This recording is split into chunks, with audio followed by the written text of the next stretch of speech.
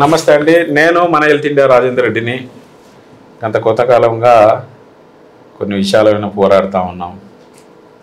ఆ పోరాటం ఏంటంటే విచిత్రమైన పోరాటం. ప్రాణాలు పోసే డాక్టర్లకే ప్రాణాలు పోసే పరిస్థితి వచ్చింది.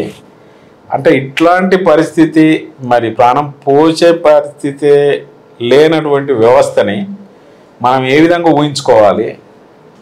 పొద్దున్న లేస్తే నా కొడుకు బాగుండాలా, నా బిడ్డ బాగుండాలా, నా వంశోద్ధారకుడు ఉండాలా, అసలు వంశోద్ధారకుడు లేకపోతే మా జీవితాలు వేస్ట్ అనుకునేటువంటి ప్రపంచంలో మరి అంతమంది కొరకు వీళ్ళు సేవ చేసేటువంటి డాక్టర్స్ ఎవరైతే ఉన్నారో ఈ డాక్టర్స్ని మరి వాళ్ళ ప్రాణాలకే వస్తే మరి మన ప్రాణాలకు ఎవరు గ్యారంటీ, మన వంశోద్ధారకులను ఎవరు తీసుకొస్తారు అనే విషయం మీద నేను ఇలా పరికి రావడం జరిగింది. పరి అనేది మనకు హైదరాబాద్ నుంచి ఒక 120 కిలోమీటర్స్ డిస్టెన్స్లో ఉంటుంది.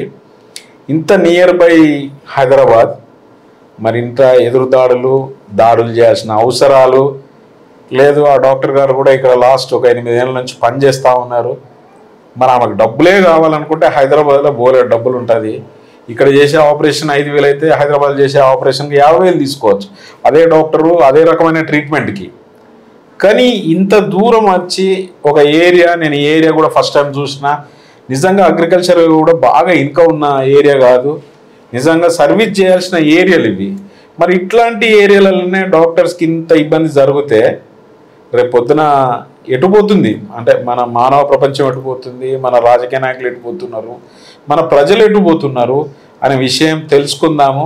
నేను అంతకుముందు కూడా ఒక వీడియో పెట్టినా, మీకు ఆ వీడియోలో చెప్పిన పూర్తి వివరాలు తెలుసుకున్నాకనే మీతో మాట్లాడతాను కూడా చెప్పిన. So thank you sir. Madam నమస్తే అండి. ఏంటి మరి మేము విన్నది ఏంది, మీరు చేయాల్సింది ఏంది? నిజంగానే ప్రాణాలు పోసేటువంటి మీ పరిస్థితే ఇలా ఎందుకు తయారవుతుంది? నాకు ఒక్కసారి మా ప్రజలకు కావచ్చు, లేకపోతే మా హెల్త్ ఇండస్ట్రీలో ఉన్నటువంటి అందరికీ ఇది ఒక రకమైనటువంటి హెచ్చరిక అనను, కానీ హెచ్చరిక లాంటిది. ఎందుకంటే వ్యవస్థను కాపాడుకోవాల్సినటువంటి మనము వ్యవస్థనే విచ్ఛిన్నం చేయడానికి ఎందుకు ముందుకు అడిగేస్తున్నాము అనే విషయం మాకు మంచిగా నిమ్మలంగా, నేను అంత దూరం నుంచి వచ్చినా కాబట్టి టెన్షన్ ఏం లేదు మేడం, కొద్దిగా కూల్గా మాకు చెప్పండి ప్లీజ్. సో ఫస్ట్గా అంటే ఎందుకంటే ఏం జరిగింది ఇన్సిడెంట్ అనేది నేను చెప్పాలి, ఇది నా బాధ్యత. ఎందుకంటే ఆ రోజు జరిగిన ఇన్సిడెంట్, ఒక మాబ్ అటాక్ అనేది జరిగినప్పుడు ఎవరు వినే పరిస్థితిలో లేరు, కనీసం అడిగే పరిస్థితిలో లేరు, వినే ఆలోచనలో కూడా రాలేదు. అది చాలా క్లియర్గా ఉంది. సో అందుకని ఫస్ట్ ఇన్సిడెంట్ చెప్తాను, తర్వాత మీకు నెక్స్ట్ విషయాలు చెప్తాను. సో 20 years ఫీమేల్, వాళ్ళు భార్యాభర్తలు ఇద్దరికి పిల్లలు అవ్వలేదని ట్రీట్మెంట్ తీసుకున్నాక కన్సీవ్ అయ్యింది. ట్రీట్మెంట్ ట్విన్స్ ఉన్నారు. ట్విన్స్ ఉన్న తర్వాత వాళ్ళకి అత్త మామ ప్రతిసారి వచ్చినప్పుడు అమ్మ అందరూ నలుగురు వచ్చేవాళ్ళు, ముగ్గురు వచ్చేవాళ్ళు. వచ్చిన ప్రతిసారి ఏంటి, ఎలాంటి రిస్క్ ఉంటుంది, ఎలాంటి కాంప్లికేషన్స్ ఉంటాయి అనేది ఎక్స్ప్లెయిన్ చేయడం ఎప్పుడు రెగ్యులర్గా నేను చేసే ప్రొసీజర్ అదే. And I take that part, అంటే కనీసం ఆ టైం తీసుకొని వాళ్ళకి డౌట్స్ క్లియర్ అయ్యాకే మీరు రూమ్ నుంచి వెళ్ళండి అని చెప్పేది నా అలవాటు. అదే విధంగా వాళ్ళకి చెప్పాను. బట్ అనుకోకుండా తనకు 3rd monthలోనే వాళ్ళ హస్బెండ్ ఎలక్ట్రిక్ షాక్కి గురయ్యి హాస్పిటలైజ్ అయ్యారు. సో హాస్పిటలైజ్ అయ్యాక ఏంటంటే తను ప్రాపర్గా ట్రీట్మెంట్ తీసుకోలేకపోవడము, వాళ్ళకి చెప్పిన గర్భసంచి లూజ్ ఉందని దానికి స్టిచ్ చేసుకోవాలన్న వాళ్ళ పరిస్థితిలో లేరు. ఆల్రెడీ వాళ్ళ హస్బెండ్కి ట్రీట్మెంట్కి 10 lakhs దాకా ప్రైవేట్లో స్పెండ్ చేసుకున్నారు. హస్బెండ్ ఇంకా క్రిటికల్గానే ఉండినాడు. సో అలా జరుగుతున్న క్రమంలో తను రావడం, ప్రతిసారి నొప్పికి ఇంజెక్షన్స్ తీసుకొని వెళ్ళడం, అంటే బేబీకి మేము జనరల్గా ప్రొజెస్ట్రాన్ సపోర్ట్స్ ఇస్తూ ఉంటాము ట్విన్స్ ఉన్నప్పుడు, ఎందుకంటే వాళ్ళు స్టిచ్ చేసుకోవడానికి రెడీగా లేరు కాబట్టి. సో ఇంజెక్షన్స్ తీసుకుంటూనే ఉండింది. బట్ అన్ఫార్చునేట్లీ వాళ్ళ హస్బెండ్ చనిపోయే కన్నా ముందు రోజు నుంచి తనకి క్రమంగా పెయిన్ స్టార్ట్ అయ్యింది. ఆ పెయిన్ వచ్చినప్పుడు కూడా వాళ్ళ రిలేటివ్స్ వచ్చారు, వాళ్ళ ఆడపడుచు వచ్చారు, వాళ్ళందరూ వచ్చారు. వాళ్ళకి అప్పుడు చెప్పాను, ఇది ఎందుకు ముందుకు వెళ్ళేలాగా లేదుమా, దీన్ని కొంచెం జాగ్రత్తగా ఉండాలి అంటే, మాకు ఇప్పుడున్న సిచ్యువేషన్లో మాకంతా అసలు బాగలేదు, మా కొడుకు పరిస్థితి బాగలేదు. ఓకే, ఇంకా అది వాళ్ళ పర్సనల్ రీజన్స్, నేను ఎప్పుడు ఇంటర్ఫేర్ ఎక్కువ అవ్వలేను. ఎందుకంటే మేమేం ఫోర్స్ చేసినా తప్పే, ఏం చేసినా తప్పే అవుతుంది. ఎందుకంటే మీరు ఎక్కడికైనా వెళ్ళిపోండి అని చెప్పినా ఇప్పుడు వదిలేస్తున్నారు డాక్టర్ అమ్మ, ఇన్ని రోజులు చూయించుకున్నాము చేతులు ఎత్తేసింది అని అనే జనాలు కూడా ఉన్నారు. గవర్నమెంట్కి వెళ్ళమన్నా తప్పే అవుతుంది, ఏం చేసినా తప్పే అవుతుంది. సో ఎక్స్ప్లెయిన్ అయితే చేసాము, పేపర్స్ పైన రాసుకున్నాము, వాళ్ళకి ట్రీట్మెంట్ ఇచ్చి పంపించాము. అనుకోకుండా మళ్ళీ నెక్స్ట్ డే సేమ్ ఇలాగే వచ్చింది, అప్పుడు పెయిన్తోనే వచ్చింది. అండ్ అప్పటికి ఆమెకి డైలిటేషన్ కూడా ఉండింది. చెప్పానమ్మా ఇది ఇంకా అబార్షన్ ప్రాసెస్ స్టార్ట్ అయింది, ఇప్పుడైనా అడ్మిట్లో ఉండు అంటే, లేదు మేడం నేను ఆయన దగ్గర ఉండాలి, ఇప్పుడు కాష్టం జరగబోతుంది అన్నందుకు అప్పుడు వాళ్ళకి ఎక్స్ప్లెయిన్ చేసి పంపించాను. అది అలా అయిన తర్వాత 1 డే గ్యాప్తోని ఆ నెక్స్ట్ డే తను ఇంకా మొత్తం లేబర్ పెయిన్స్తోనే వచ్చింది, ప్రాపర్ బ్లీడింగ్తోనే ల్యాండ్ అయ్యింది. సో వాళ్ళ అమ్మ నాన్న అమ్మమ్మ వచ్చారు. సో నేను వాళ్ళ సంతకాలు తీసుకున్నాను, వాళ్ళు కన్సెంట్ ఇచ్చారు, మరి వాళ్ళకి ఎక్స్ప్లెయిన్ కూడా చేసాము ఇది పరిస్థితి అని. సో జరిగేది ఏది ఉంటే అదైతే జరగనివ్వండి మేడం, దాంట్లో మీ ప్రమేయం ఏం లేదు కదా అన్నారు.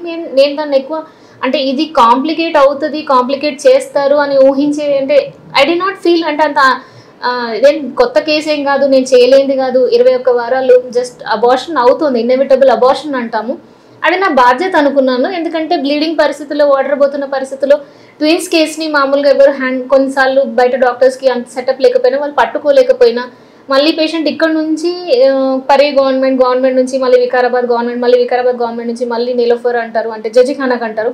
సో ఆల్మోస్ట్ ఈ ప్రాసెస్ ఒక 2 hours 3 hours జర్నీ జరుగుతూనే ఉంటుంది. అండ్ వాళ్ళకి సపోర్ట్ ఉండరు, ఫైనాన్షియల్ ఉండదు, అంబులెన్స్ కావాలన్నా మళ్ళీ డబ్బులు. వాళ్ళు అప్పుడు వచ్చినప్పుడు కూడా వాళ్ళ అమ్మమ్మ అయితే ఏకంగా నా కాళ్ళ మీద పడి మరి అమ్మ నా దగ్గర డబ్బులు లేవు, నేను మీకు మళ్ళీ ఇస్తాను అంటే, మేము అసలు అప్పుడు కూడా అడగలేదు, నేను అడ్వాన్స్ ఎందుకు తీసుకోలేదని ఇప్పుడు అడగాల్సిన పరిస్థితి ఏమో అని అనుకుంటున్నాను. సో అలా ఏమీ లేదు కదా, ఇప్పుడు ఆమెను అంబులెన్స్లో ఎక్కించి పంపిస్తే మళ్ళీ అంబులెన్స్ వాళ్ళకి డబ్బులు ఇవ్వాలి, ఇలాంటి కొన్ని ఆలోచనలు. ఓకే, నా పేషెంట్ ఎన్ని నెలలు నన్ను నమ్మింది, ఆమె ట్రీట్మెంట్ తీసుకుంది, మందులు కొనింది, అంత మాత్రం మనం వాళ్ళని నమ్మలేమా అనే ఉద్దేశం కొద్దీ అడ్మిట్ చేసుకొని ట్రీట్మెంట్ చేసాము. 5 hours డెలివరీ అయిపోయింది. డెలివరీ అయిపోయిన తర్వాత హెవీగా బ్లీడ్ అయింది, దాన్ని కూడా కంట్రోల్ చేసేసాము. అంతా బాగానే అయ్యింది. 1 o'clock midnight అది జరిగింది. ఎర్లీ మార్నింగ్ ఒక 100 మంది వచ్చారు. ఎందుకు వచ్చారు ఏంటి నాకు తెలియదు. వాళ్ళ ప్రశ్న ఎందుకు అబార్షన్ చేశావు అని. సో వాళ్ళ ఉద్దేశం అబార్షన్లో ఏంటో నాకు క్లారిటీగా అర్థం కాలేదు. అంటే అబార్షన్ అంటే డాక్టర్ చేస్తేనే అబార్షన్ అని వాళ్ళ ఉద్దేశం అనుకుంటాను. మేము మా భాషలో, మా పరిణామాల్లో 7వ నెల కన్నా ముందు జరిగే ప్రతి డెలివరీని డెలివరీ అనలేము, దాన్ని మేము అబార్షన్ అంటాం. సో దాని ముందు కొన్ని వర్డ్స్ ఉంటాయి, ఇన్ఎవిటబుల్ అబార్షన్ అని కానీ, థ్రెటెండ్ అబార్షన్ అని కానీ, వాటికి కొన్ని రకాల పేర్లు ఉంటాయి.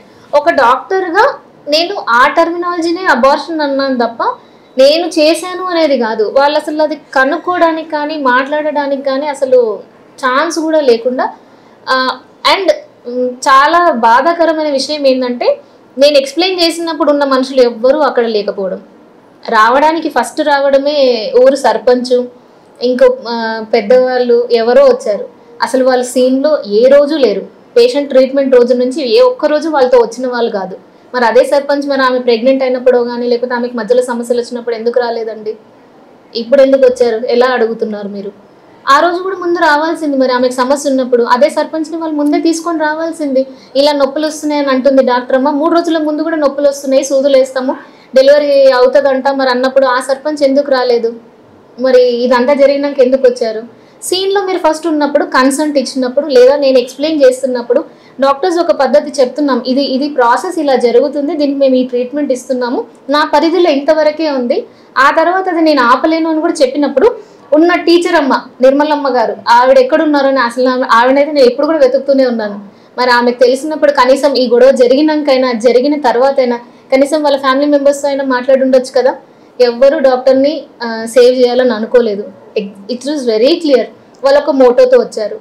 మేబీ డాక్టర్స్ని ఏదైనా చేస్తేనో, వాళ్ళని భయపెట్టిస్తేనో, ఏదో పెద్ద మనుషుల మధ్యలో మాట్లాడిస్తేనో వాళ్ళు ఏదో ఒకటి భయపడి డబ్బులు ఇస్తారు. ఇదేనా పద్ధతి? ఇది కాదు కదండి. కనీసం ఒక అటాక్ జరిగింది, లేదా ఒకరు అంతమంది గుంపు వచ్చారు, ఏ ఒక్క మీడియా అయినా లేదా ఏ ఒక్క పెద్ద మనిషి అయినా కనీసం పేషెంట్ని అడిగారా? పేషెంట్ ఇక్కడే ఉంది, ఆమె బ్లీడింగ్ అయినా, కడుపు నొప్పితో ఉంది, బాధలో ఉంది, హాస్పిటల్ నుంచి పంపించలేదు, పేషెంట్ ఇక్కడే ఉంది, అడగాల్సింది. అమ్మ మరి నిజంగా మేడం నిన్ను పట్టుకొచ్చి బలవంతంగా పిల్లల్ని బయటకు తీసేసిందా? బేబీ చేయి పెట్టేసి లాగేసిందా? లేకపోతే నీ అంతటి నీకు అయ్యిందా? అసలు ఒక్కరని అడిగారా? అడగలేదు. కనుక్కోవాల్సింది కదా పేషెంట్ ఏ పరిస్థితిలో వచ్చింది ఏంటి. అన్నీ ఉన్నాయి, పేపర్స్ ఉన్నాయి, రికార్డ్స్ ఉన్నాయి, ఫైల్స్ ఉన్నాయి, ప్రతి ఒక్కటి కళ్ళ ముందే ఉంది.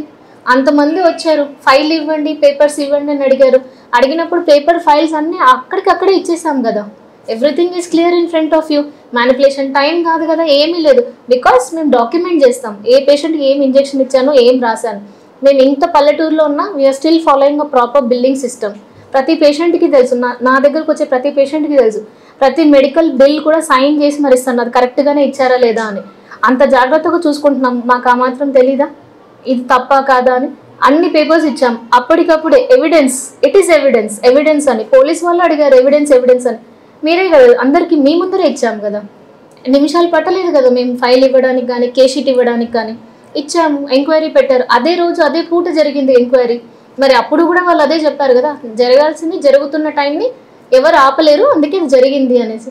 పేషెంట్ స్టేట్మెంట్ కూడా క్లియర్ కట్గా ఇచ్చారు ఎంక్వైరీలో. బట్ ఇంకా ఎవరు దాన్ని, ఆ నిజాన్ని ఎవరు ఎందుకు బయటికి తీసుకురాలేదు, ఎవరు కనుక్కోవాలని కూడా అనుకోలేదు.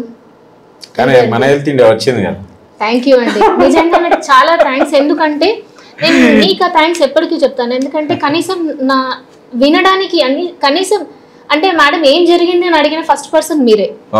ఎందుకంటే నాకు నేను మీడియాని అనట్లేదు, జనరల్ గా అడుగుతున్నాను. రెండు పక్షాలు అనేది ఉంటది, ఒక కాయిన్ టూ సైడ్స్ ఉన్నప్పుడు మేడం ఏం జరిగింది, అదే మీరు 8 ఏళ్ళగా ఉన్నారు, ఈ పెద్ద మేడం కదా, మరి ఏంటి, నేను తప్పనే అనుకోండి, లేదా నేను నిజంగానే అయి ఉండొచ్చు, నేను పేషెంట్ చంపానని అనుకోండి, నేను కాదనట్లేదు. మేడం ఎలా చనిపోయింది అని అడిగే అదన్నా మినిమం ఎక్స్పెక్ట్ చేశాను, అది కర్టసీ అట్లీస్ట్. ఎలా చనిపోయింది మీ నుంచి, అలా జరిగింది, ఎలా జరిగింది అని ఎవరు అడగలేదు. అది కొంచెం ఇబ్బంది అనిపించిందా? చాలా అండి, చాలా ఇబ్బంది, కొంచెం కాదు చాలా. అంటే అరే నిజం మీరు అన్నట్టు మంచిగా ఓపిక చెప్పినారు ఇప్పుడు. కానీ మన హెల్త్ ఇండియా అనేది ఒక్క మీడియానే మెడికల్ సైడ్ పనిచేస్తుంది. ఓకే, నాలాంటి వాళ్ళు రావాలి ఇంకా. అవును, ఒకటి. రెండోది ఎందుకు రావాలంటున్నా అంటే, సరే ఎవరమైనా బ్రతకాలా, తినాలా, ఉండాలంటే ఆరోగ్యం కూడా ఉండాలా. ఈ ఆరోగ్యానికే జబ్బు చేస్తే ఏంటి అనేది నా బాధ ఫస్ట్. అది నిజం. ఒకటి. రెండోది, ఇప్పుడు మీరు చెప్పిన దాన్ని అన్నింటిలో కూడా క్షుణ్ణంగా నేను కూడా విన్నా, అంత ముందు కూడా వాళ్ళందరూ వచ్చి చేసినారు. ఇప్పుడు మీరు అడిగిన దానిలో నాకు మంచి నచ్చిన క్వశ్చన్ ఏంటంటే, లీడర్ ఉండాలి. అది గ్రామంలో కావచ్చు, మండలంలో కావచ్చు, జిల్లాలో కావచ్చు, స్టేట్లో కావచ్చు. ఆ లీడర్ అనే ప్రజా మనిషి ఎవరైతే ఉంటారో, మేడం ఏం జరిగింది, ఎలా జరిగింది, మరి నిజంగా వాళ్ళు ఏమైనా తప్పు చేసినారా, లేదు మీరు తప్పు చేసినారా అడగకుండా ఇట్లా జనాలు వేసుకొచ్చి భయభ్రాంతులకు గురి చేస్తే, నేను లాస్ట్ వీడియోలో కూడా చెప్పినాను, ఒకవేళ నిజంగా మీకు ఈ వ్యవస్థనే వద్దు, మాకు ఇక్కడ ఆరోగ్య వ్యవస్థ వద్దు అంటే అందరిని హైదరాబాద్ షిఫ్ట్ చేస్తా అని చెప్పిన. సో నేను అనేది ఏంటంటే మేడం, మీరు బాధపడ్డదానికి మేము సపోర్ట్గా ఉంటాం. మన health India always to medical warriors ఎవరైతే ఉంటారో, irrespective of medical warriors, so వాళ్ళందరి తరఫున నేను మీకు సారీ చెప్తున్నా. ఎందుకంటే ప్రజలు చేసినటువంటి మూర్ఖత్వం ప్రజలు కూడా అందరు చేయలేం మేడం, అది ఎక్కడో ఇన్ఫ్లుయెన్స్ అయ్యారు వాళ్ళు, రైట్? ఆ ఇన్ఫ్లుయెన్స్ అయిన పర్సన్ కి చెప్తున్నా, చేసిన పర్సన్ కి, బాబు చేస్తే నువ్వు ఊర్లే చేయి, ఇన్ఫ్లుయెన్స్ మంచి కొరకు చేయి, కానీ ఇట్లా చెడ్డ పనులకు ఇన్ఫ్లుయెన్స్ చేసి భయభ్రాంతులను గురి చేయించి మీరు సాధించేది ఏం లేదు. సో మీరు నిజంగా డాక్టర్ గారు ఏమైనా తప్పు చేస్తే, ఎవ్రీథింగ్ చట్టం ఉంది, మనకి లా ఉంది, నీ సిస్టమేటిక్ గా పోయి నువ్వు కంప్లైంట్, అథారిటీస్ ఉన్నారు మనకు, డిఎంహెచ్ఓ ఉన్నాడు, కలెక్టర్ ఉన్నాడు, కన్సర్న్ మినిస్టర్ ఉన్నాడు, కన్సర్న్ ఇంకా చాలా మంది ఉన్నారు. నీకు లేదు, నువ్వు ప్రెస్ మీట్ పెట్టి మాలాంటి వాళ్ళు అందరు ఇన్వైట్ చేయి, సార్ ఇంకో ఇలా మోసం చేసింది, ఎస్ మేము కూడా తప్పును యాక్సెప్ట్ చెయ్యము, లేదు మేడం ఏం జరిగిందని అడుగుతాం. మేము కూడా అడగాల్సిన బాధ్యత ఉంది. ఆ బాధ్యత కొరకి మేమేం చేయాలి, ఏం చేయకూడదు అనేది ప్రజల కొరకే. ఇదంతా మేము పోరాటం కూడా చేసేది ప్రజా ఆరోగ్యం కొరకే. సో ఈ టైంలో మీరు ఇన్నేళ్ళ ఎక్స్పీరియన్స్లల్లా ఇప్పుడు మీరు అంటే చాలా మంది గైనకాలజిస్టులు ఉన్నారు, చాలా మంది డాక్టర్స్ ఉన్నారు.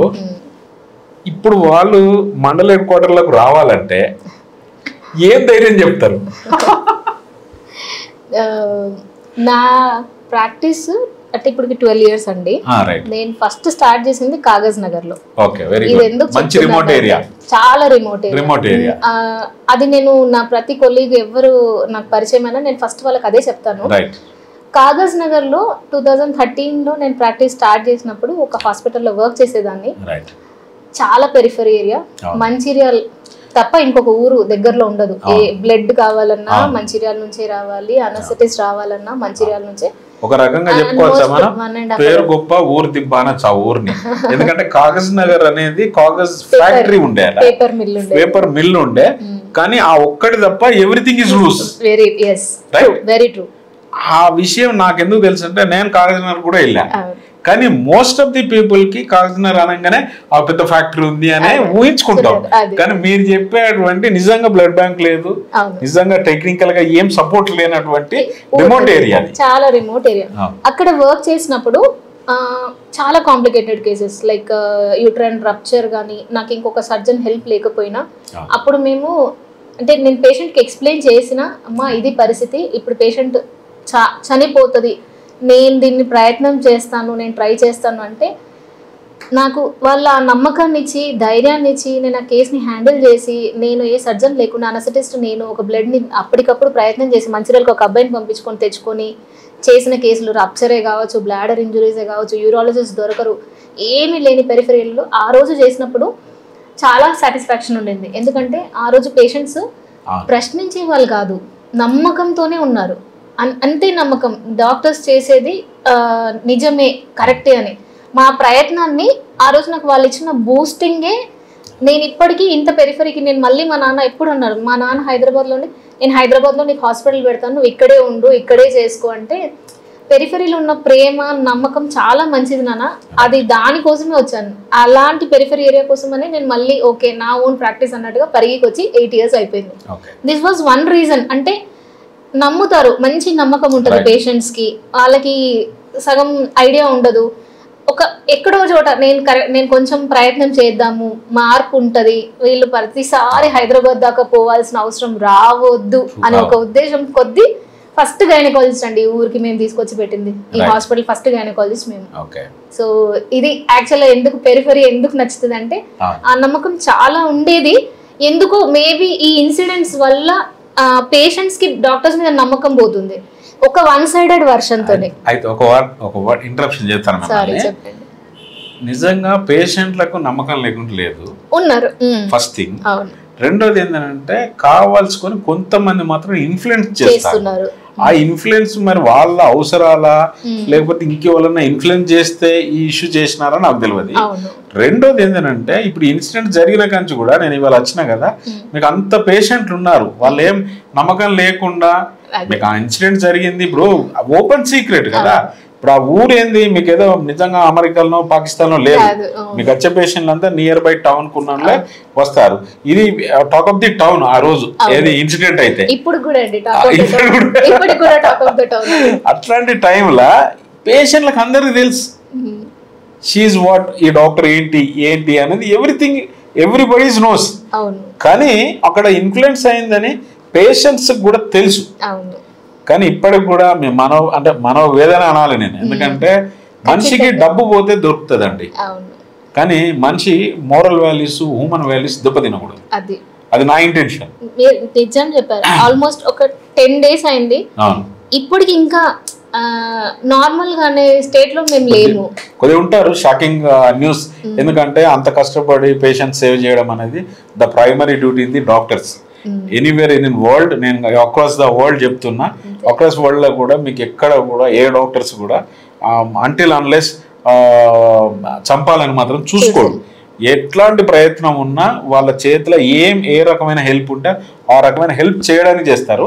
కొంతమంది ఎక్కడో కార్పొరేట్ సెక్టార్లో లేకపోతే ఎక్కడో బిల్ ఇష్యూస్ ఉంటాయి, అంటే ఎకనామికల్ ఇష్యూస్ ఉంటాయి తప్ప ప్రతి విషయం పైన 2 ఉంటాయి, మంచి చెడు, అడ్వాంటేజ్ డిసడ్వాంటేజ్, లాభం నష్టం ప్రతి దాంట్లో ఉంటాయి, మంచి చెడు. నేను దాన్ని ఎప్పుడు డినై చేయట్లేదు. నేను అనేది ఏంటంటే కొన్ని ఇన్సిడెన్సెస్ లైక్ అంటే ఏదైనా కానీ వర్షన్ పూర్తిగా వినాలి. రెండోది గ్యాప్ అని కమ్యూనికేషన్ గ్యాప్, ఈ గ్యాప్ ని మధ్యలో వచ్చే వాళ్ళు అన్నెసరిగా క్రియేట్ చేస్తున్నారు. యాక్చువల్లీ గ్యాప్ పేషెంట్ కి డాక్టర్ కి మధ్యలో లేదు, అస్సలు లేదు. ఈ మధ్యలో ఇంకొకరు ఎవరో ఇంటర్ఫియర్ అయ్యి వచ్చి వాళ్ళు అలా చెప్పారంట, వాళ్ళు ఇలా చెప్పారంట, పేషెంట్ అలా చెప్పిందంట, ఈ మధ్యలో వాళ్ళండి యాక్చువల్లీ ఈ గ్యాప్ ని క్రియేట్ చేస్తుంది అయితే వాళ్ళే. ఈ గ్యాప్ మీతోనే అడుగేపిస్తున్నా, నిజం చెప్తున్నా, నాట్ జోకింగ్.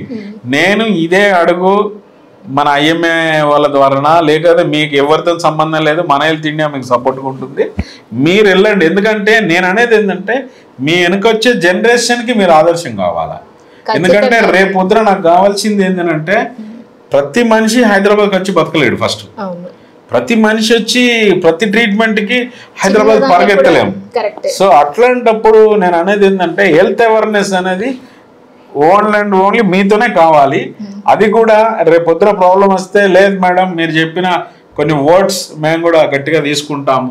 నెక్స్ట్ మీ వెనక వచ్చే జనరేషన్ కావచ్చు, మీ సీనియర్ కూడా కొంతమంది భయపడేటోళ్ళు ఉన్నారు, లేరని నేను అనను. వాళ్ళకు కూడా కొద్దిగా ధైర్యం రావాలి. అంటే ఇప్పుడు మనం పెట్టేటువంటి వీడియోల ఇప్పుడు నెక్స్ట్ వచ్చే ఆర్టికల్ కూడా నేను మంచిగా రాస్తా.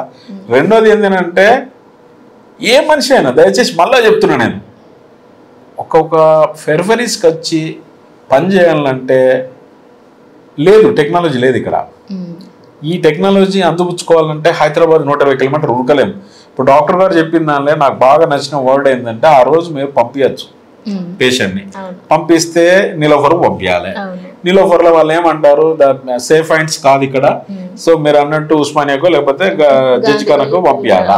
సో అక్కడ పోయి ఆ ప్రయత్నం అంతా చేసే టైంలో మదర్ కి ఇబ్బంది అవుతుంది ఖచ్చితంగా, రైట్? ఖచ్చితంగా. ప్లస్ అదంతా ఇబ్బంది అయితే ఒక ప్రాణాన్ని మనం సేవ్ చేయాలా, సరే ఆ రిస్క్ ఏదన్నా ఉండని అండి. ఎకనామికల్ గా కూడా మీరు క్రచ్ చేయలేదు, ఎకనామికల్ ఇష్యూనే లేదు. మీ ఇష్యూ అంతా చూసిన నేను ఎక్కడ కూడా ఈ ఇష్యూలో మీకు ఎకనామికల్ గా ఆమెకు 1 లక్ష చేసే బిల్లు లేకపోతే 2 లక్షలు వేసిన ఆ ఇష్యూనే లేదు. అది కూడా కాదు. కానీ ఎందుకు జరిగింది అనేది నేను ఇంకా ఎంక్వైరీ చేస్తున్నా మేడం. అది రూల్ అవుట్ అవుతుంది. కాకపోతే ఏంటంటే ఈ 10 రోజుల్లో దొరకలేదు. ఒక ఫైన్ మార్నింగ్ తప్పు ఎప్పుడైనా తప్పే అవుతుంది, ఖచ్చితంగా రూల్ అవుట్ అవుతుంది. ఆ రూల్ అవుట్ అయిన రోజు వచ్చి మళ్ళా నేను మీతోనే కూర్చోబెట్టి మళ్ళీ ఇది జరిగింది తప్పు, ఇలాంటి తప్పు జరిగినప్పుడు ఇలాంటి పద్ధతి జరిగినప్పుడు నేను చెప్తా. కొంతమంది నాకు కూడా నోటీస్ అయింది ఇప్పటికి. అంటే నేను నా ఎంక్వైరీలా లేకపోతే మేము జర్నలిస్ట్ గా మా ఒక పాత్ర మేము చేయాలి. చేసే టైంలో కొంత నాకు ఫీడ్బ్యాక్ ఉంది.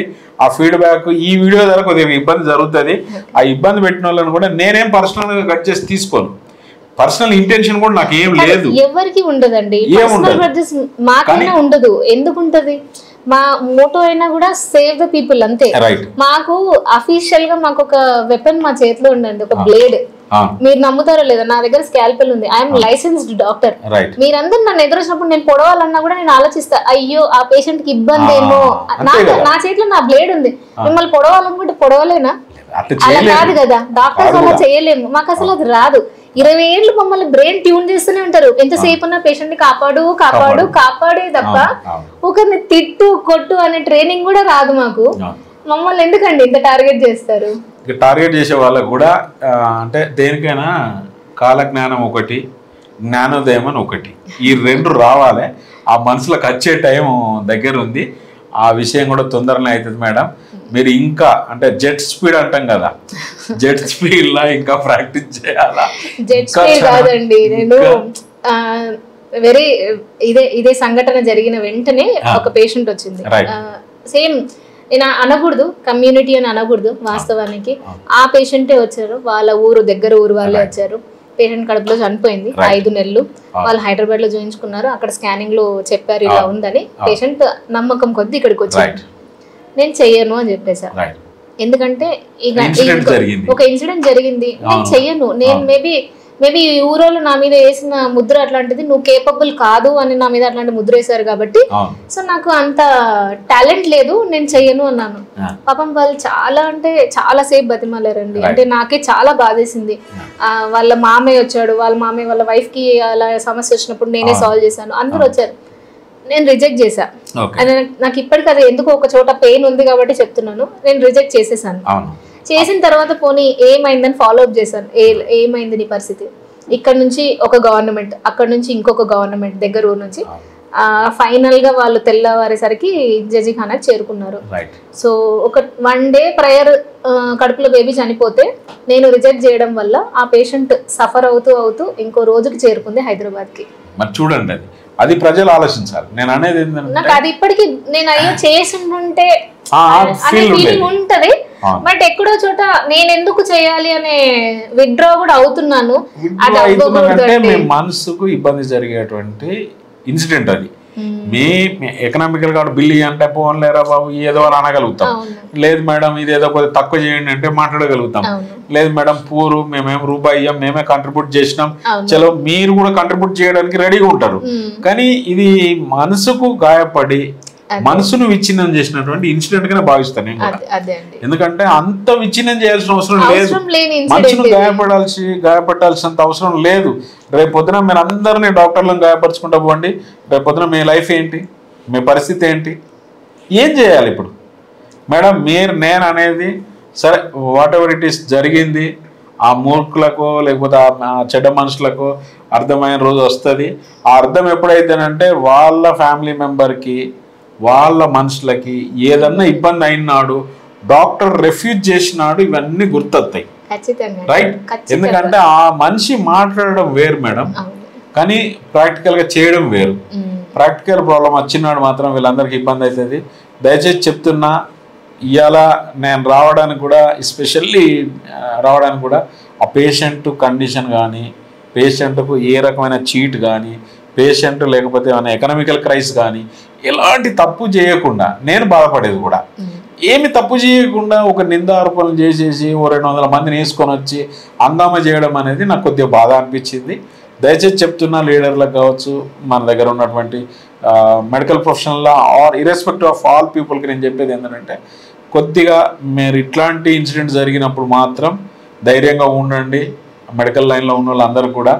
సో నెక్స్ట్ మనకు అంటే టైగర్ అని చెప్పాలి ఇంకా.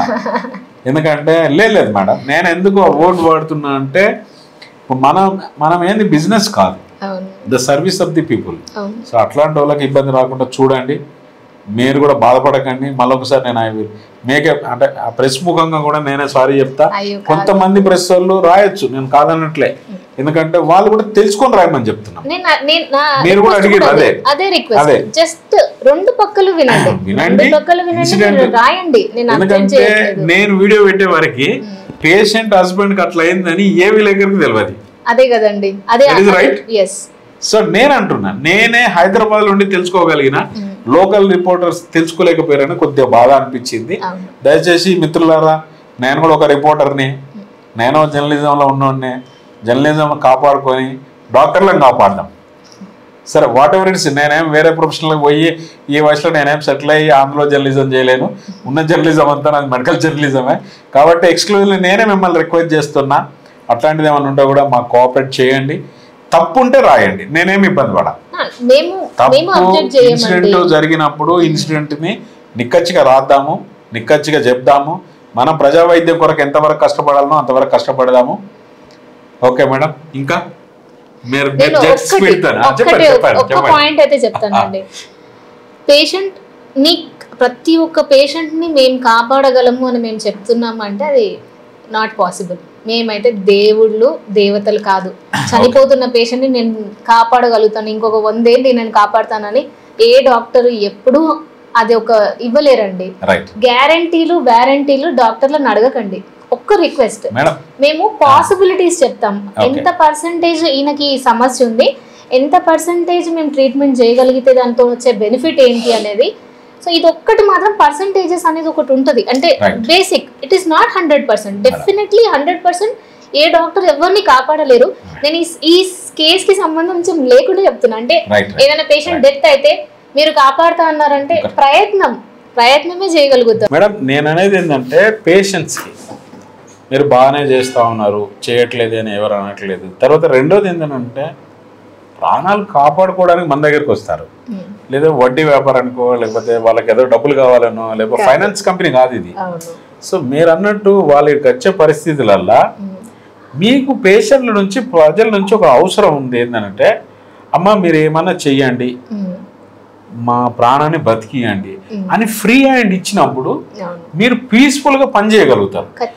అదే స్ట్రెస్ పెడితే మీరు న్యాయం చేయలేరు. అంటే తప్పుకు ఇంకొక తప్పు అవుతుంది. ఆడ ఏమైందంటే, అమ్మ నా దగ్గర డబ్బులు లేవు, సరే అమ్మ నీ ప్రాణం కాపాడాలా, మీరు గమ్మున కూర్చోండి, ఇంకో ఇలా ఉంది, ఇలా ఉంది. ఇప్పుడు చాలా ఉంది, వీడియో కౌన్సిలింగ్ ఉంది, సీసీ కెమెరాలు ఉన్నాయి, టెక్నాలజీ ఉంది, వాళ్ళకి ఎక్స్ప్లెయిన్ చేయండి. ఇప్పుడు ఇంకా మీకు ఫోన్లలో కూడా మీకు సర్జరీ అంటే ఎలా అవుతుంది చూపించండి. చూపిస్తే ప్రజలు మారాలని కోరుకుంటున్నాను. ప్రజలు ఏం చేయాలంటే, ఎవరైతే డాక్టర్స్ ఉంటారో మీరు ఇట్లా ఎక్స్ప్లెయిన్ చేసే డాక్టర్స్కి, ఎందుకంటే ప్రతి మనిషి దగ్గర ఇలా ఫోన్స్ ఉన్నాయి, ఇది ఆండ్రాయిడ్ ఫోన్స్ ఉన్నాయి. సో 5G 4G ఫోన్లే ఉన్నాయి. సో వాళ్ళకి మీరు ఎక్స్ప్లెయిన్ చేసేసి వాళ్ళు కనుక మీకు ఫ్రీ హ్యాండ్ ఇస్తే ఇంకా నాణ్యమైనటువంటి సర్వీస్ అంతదని నా ఇంటెన్షన్. అది 100% ట్రూ. లైవ్ ఎగ్జాంపుల్, ఇప్పుడు నాతో 2 పేషెంట్లు ఉన్నారు. రైట్. ఇద్దరు కూడా, ఒకరు నా ఫాలోఅపే కాదు. రైట్. నేను ఇది చెప్పకూడదు ఎప్పుడు కూడా. గవర్నమెంట్కి వెళ్ళారు, బీపీ హై ఉంది, పట్టుకోలేదు, వచ్చింది. వద్దనాలా తీసుకోవాలా? చేయాల్సింది ఎమర్జెన్సీ చేయాలి కదా. నా పేషెంట్ కాదు అంటే ఈ సంఘటన తర్వాత ఎందుకబ్బా నాకు ఈ తలనొప్పి, హై రిస్క్ కేసు, నేను ఎందుకు చేయాలని లిటరల్ గా పేషెంట్ నా మీద పెట్టిన నమ్మకానికి 180-110 బీపీ. రైట్. 180-110 బీపీ మామూలుగా అంటే ఇంకెవరైనా డాక్టర్ని అడిగితే నువ్వు ఎందుకు పట్టుకున్నావు, అంత రిస్క్ కేసు, పెరిఫెరీలో నువ్వు పట్టుకోవద్దు, అలాంటి కేసు నువ్వు చేయొద్దు, నువ్వు పంపించేయి అంటారు. బట్ అప్పుడు ఎక్స్పీరియన్స్ మీనింగ్ ఏంది? అదొకటి మీ ఆప్షన్. మీరు చేసింది 100% సాటిస్ఫైడ్.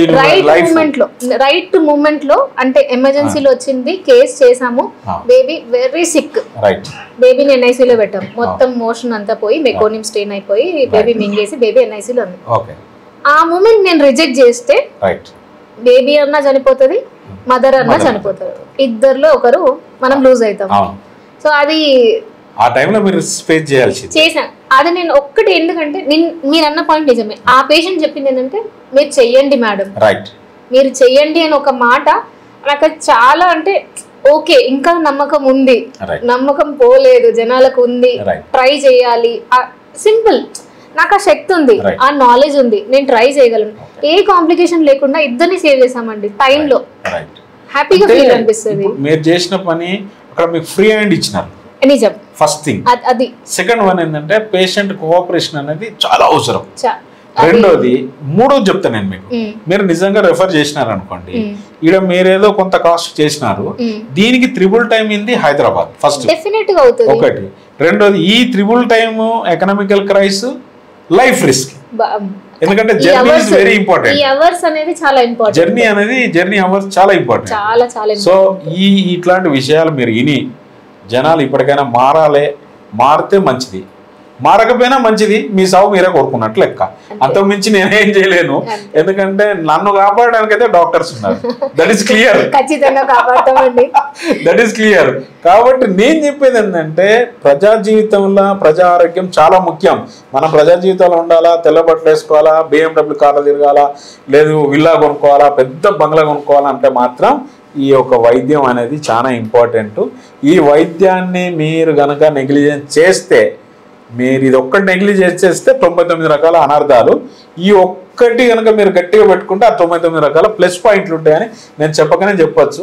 దయచేసి నేను మళ్ళా చెప్తున్నా, డాక్టర్స్ని కాపాడుకుందాం, మంచి ఆరోగ్య తెలంగాణను నిర్మిద్దాం. ఎక్కడన్నా ఎవరన్నా తప్పు చేసినట్టయితే నా కింద స్క్రోలింగ్లో నంబర్ ఉంటుంది, ఆ నంబర్కి చేయండి. సార్ డాక్టర్ వల్ల ఇట్లా ఇబ్బంది అయింది, లేదు డాక్టర్ వల్ల మంచి జరిగింది, అది కూడా చెప్పండి. నాకు చెడు చెప్పండి, మంచి చెప్పండి.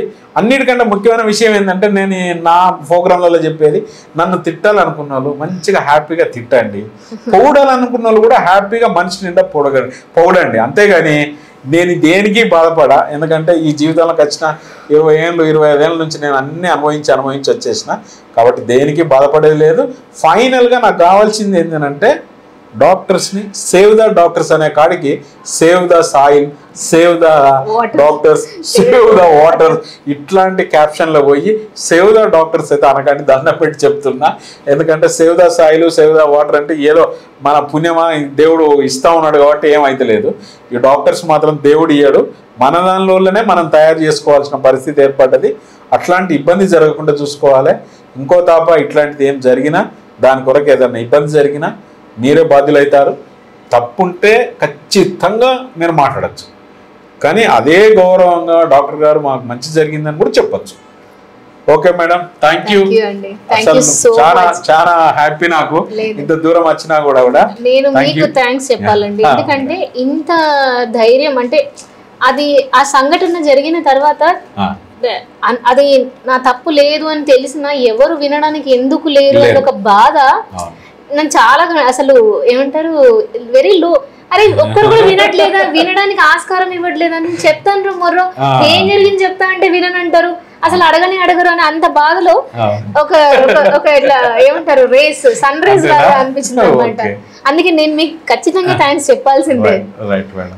నాకు ఇంకోటి ఏంటంటే ఈ మేడం నాకు అంతకుముందు తెలియదు. ఈ ఇన్సిడెంట్ నాకు ఒక గ్రూప్ లో వచ్చింది. రాగానే మేడం నంబర్ ట్రేస్ చేసి మేడంతో మాట్లాడి విషయాలన్నీ తెలుసుకొని నాకు వీలైనంత శక్తిని నేను మేడంకి అడ్డుపెట్టగలుగుతా. వీలైనంత శక్తి, ఎందుకంటే కాపాడడానికే నా శక్తిని వాడతా నేను. అట్లాంటి శక్తిలా మన హెల్త్ ఇండియా ఎప్పుడు ఉంటుంది మేడం. మన హెల్త్ ఇండియాకు మీరు మోర్ సపోర్ట్ గా ఉండండి. మీ డాక్టర్స్ కూడా నేను ఏమైనా చేయగలుగుతా. నేను ఇదే వీడియోతో ఇంకొకటి చెప్పాలనుకుంటున్నాను. డాక్టర్స్ మనకు మీకు ఇప్పుడు నాకే జరిగింది, ఇది ఎవరికో కాదు. ఈ ఇన్సిడెంట్ వేరే ఎవరితోనూ కూడా కాదు discussion. It is live example. నేనే బాధితురాలిని, ఐఎమ్ ద విక్టిమ్. నేను అదే జస్టిస్ కోసం ఫైట్ చేస్తున్నాను. మీకు ఎవరికైనా ఏమన్నా లైక్ మీకు ఇలాంటి ఇన్సిడెంట్ మీకు జరిగిన, ఇఫ్ యూ ఫీల్ లైక్ ఒకరు సపోర్ట్ కావాలి అనుకున్నా మీరు వీళ్ళని అప్రోచ్ అవ్వచ్చు, నన్ను కూడా పర్సనల్గా అప్రోచ్ అవ్వచ్చు, నాకు కాల్ చేయొచ్చు. ఐఎమ్ డాక్టర్ నవత. ఖచ్చితంగా నేనే హెల్ప్ అయినా చేయగలిగితే నేను కూడా డెఫినెట్గా ఐ స్టాండ్ బిసైడ్ యూ. మీతో ఖచ్చితంగా ఆ ఫైట్లో నేను ఉంటాను, డెఫినెట్గా ఉంటాను. Thank you madam.